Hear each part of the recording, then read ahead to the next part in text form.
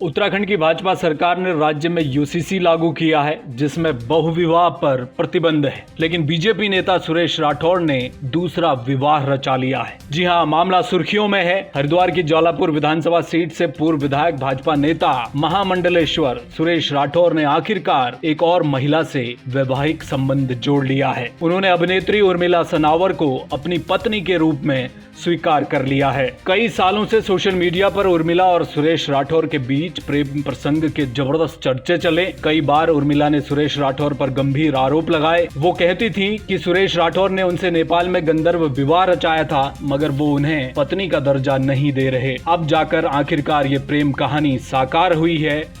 पिछली शादी डिस्ट्रॉय हो गई थी, मैं इनके पास गई, किस तरह से हमारा अट्रैक्शन हुआ, किस तरह से हम एक दूसरे के साथ बंधे और फिर हमने नेपाल में 4 अक्टूबर को हमने शादी कर ली। मतलब गंधर्व विवाह कह सकते हैं आप उसे।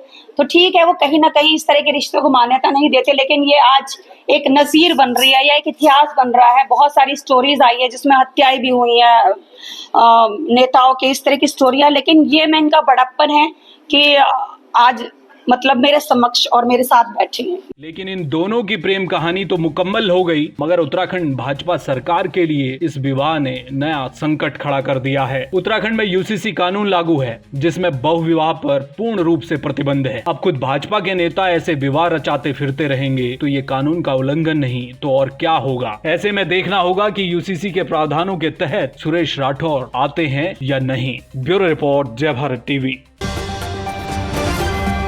आप देख रहे हैं जय भारत टीवी।